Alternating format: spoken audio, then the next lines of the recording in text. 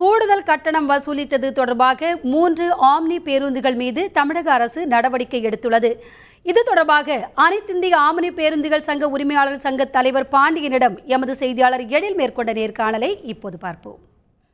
Omni பேருந்துகளில் கூடுதல் கட்டணம் வசூலிப்பதற்கு காரணம் என்ன என்பது குறித்து விளக்குவதற்காக நம்மிடத்தில் இருக்கிறார் அனைத்து ஆம்னி பேருந்து உரிமையாளர்களின் நலச்சங்க தலைவர் பாண்டியன். அவரிடத்தில் நாம் கேட்போம். பாண்டியன் சார், சொல்லுங்க, ஆம்னி பேருந்துல தொடர்ந்து கூடுதல் கட்டணம் வசூலிக்கப்படுறதா புகார்கள் வந்தவன இருக்கு. நேத்து கூட ஒரு பேருந்தை சீஸ் பண்ணி அமைச்சரே அதுக்கு மாற்று ஏற்பாடு பண்ணிருக்காரு. கூடுதல் கட்டணம் வசூலிக்கப்படுவதற்கு காரணம் என்னன்னு சொல்லுங்க. தமிழகத்தை பொறுத்தளவுக்கு படுக்கை வசதி கொண்ட பேருந்துகளை அதிகமாக விரும்புகிறார்கள். அந்த வண்டிகளுக்கு தமிழகத்திலே பர்மிட் கிடையாது. பலமுறை தமிழக அரசுக்கு இடத்திலே நாங்கள் கோரிக்கை வைத்திருக்கோம். படுக்கை வசதி கொண்ட பேருந்துகளுக்கு தமிழகத்திலே பர்மிட் வழங்க வேண்டும் என்று. நடைமுறையில் உள்ள டாக்ஸ் வசதிகளை இப்பொழுது இரட்டிப்பு மடங்காக தமிழக அரசு ஏற்றியுள்ளது.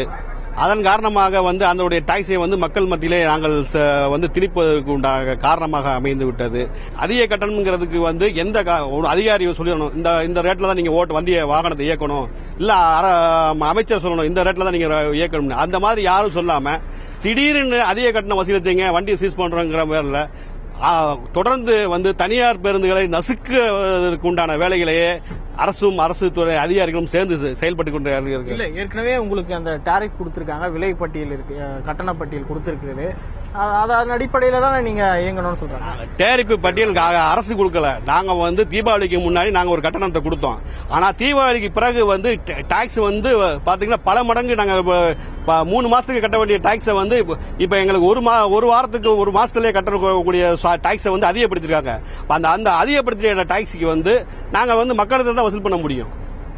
அந்த டாக்ஸை அது சம்பந்தமாக வழக்கு ஹைகோர்ட்ல இருக்கு. அந்த தீர்வு வந்த பிறகுதான் இதோட கட்டணம் ஒரு கட்டண முறையை ஒழுங்குபடுத்த முடியும். அப்படி என்றால் நீங்கள் அரசு கிட்ட தானே பேசி இதுக்கான ஒரு முடிவை ஏற்படுத்தணும். அரசு அதிகாரிகளிடம் பல முறை முறையிட்டோம்.